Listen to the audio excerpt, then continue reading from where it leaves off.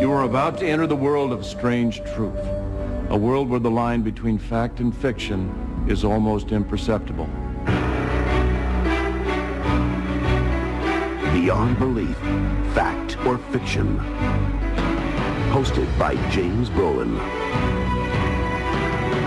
We live in a world where the real and the unreal live side by side, where substance is disguised as illusion, and the only explanations are unexplainable. Can you separate truth from fantasy?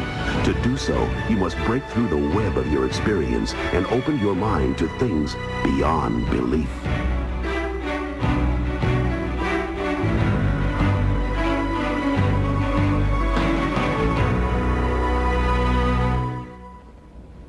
This word may look like it spells false to you. A closer look shows that it can also be true. The stories you will see tonight will challenge your power to separate what is true from what is false. Each story may seem to you beyond belief, and in fact, some of them are totally fictitious, created solely for your entertainment. But others are inspired by actual events that have been documented as happening to real people. We've changed the names and certain details, and yet the basics of the story remain the same. At the end of the program, we'll tell you which stories are totally false and which ones have true written on them. Can you recall ever seeing something that wasn't really there? A movement of a curtain that looked momentarily like an intruder, a figure in the fog that turned out to be a shadow, the mirage of water on a distant stretch of highway shimmering in the heat. Mona Watson has been seeing things lately. Frightening things. Will her visions turn out to be reality? Or just another illusion? The world seemed to be closing in on me that spring. Things weren't going so well in my marriage. Plus, I'd lost my mom and dad within months of each other. Years ago, I'd had what everyone called a nervous breakdown. I was even hospitalized for it. I'd come back from that living hell, but lately I'd been experiencing a disturbing hallucination. I only saw it when I looked into the mirror in our second-floor hallway. I was terrified about my mental state and about that frightening image that I couldn't get out of my head.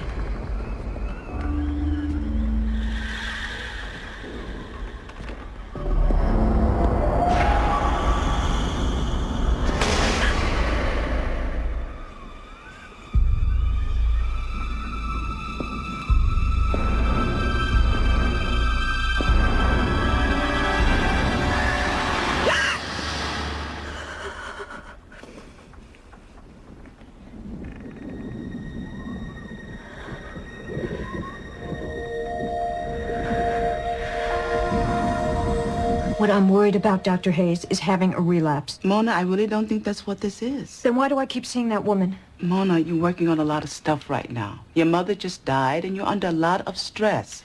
You're not sleeping well. But why does it only happen with that mirror? I'm scared to death. I don't want to go back into the hospital. The chances of that are so slim, Mona. Look, you're stronger than that. Well, what if we got rid of the mirror? I'm all for that. I don't think the mirror is the problem, Mona. Now look, I want you to go home and get some sleep. Call me tomorrow. We'll talk about it some more. That night, I did everything I could to delay going up to bed. I knew the doctor was right. I had to conquer my own fears by myself. But I just didn't want to pass that mirror again, so I rearranged the things in the house because I couldn't rearrange the thoughts in my head. Mona, I thought you said you were coming to bed. I'm coming right now. George was already in bed. My fear of the mirror was doing nothing to solve the very real problems we had in our relationship. Yet deep down, I felt we still loved each other, and I wanted to be a strong partner for him. But I felt myself losing him and my mind at the same time.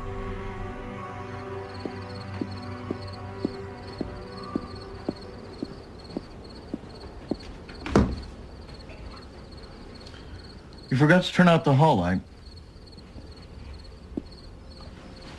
Do you want me to do it? No. Get it. I knew that George was trying to force me to confront my demons. He just didn't know how real they were to me.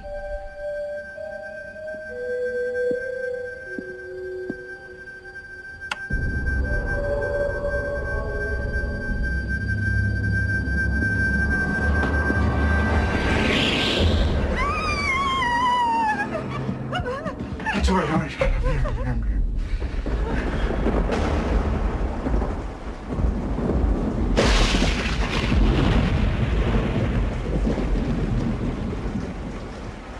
The bad weather continued all month long, and then a major storm hit that was stranding commuters like George in the city.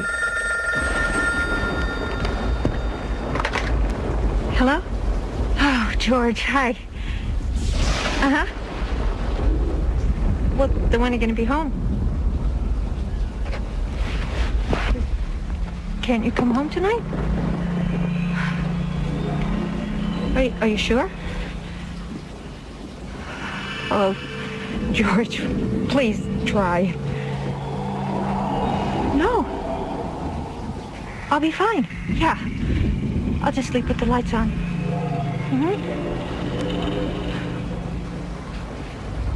I love you too.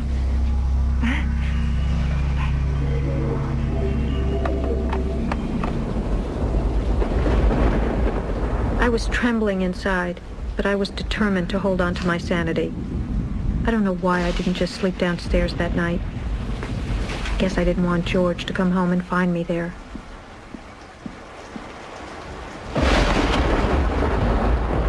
On the way upstairs, I made up my mind.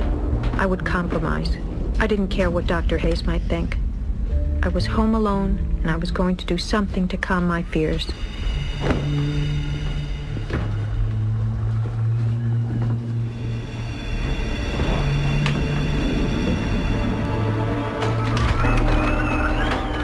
I've replayed that night's events over and over in my head, and it's as real to me now as it was on that terrible evening.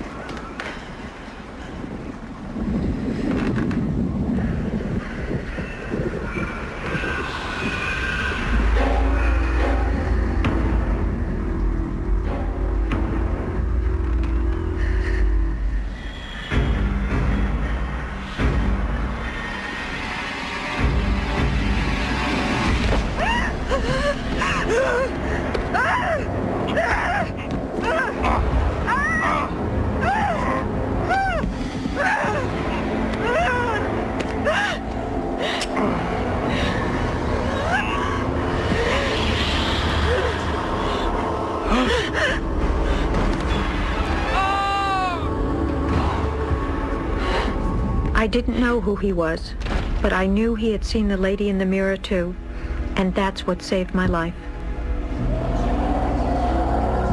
The prowler was picked up a few blocks away by the police, talking incoherently about the woman in the mirror. When his record sheet was checked, it was found that in the last year he had escaped from the police after murdering a woman. Well, they printed the picture of the murdered woman in the local paper. Mona saw it and recognized it as the same woman she had been seeing in the mirror. Well, after that day, she never saw the image again. Is this story inspired by actual events, or merely smoke and mirrors? Fact or fiction? We'll find out at the conclusion of tonight's show. Next, a condemned man faces his last moments in a tale that's beyond belief.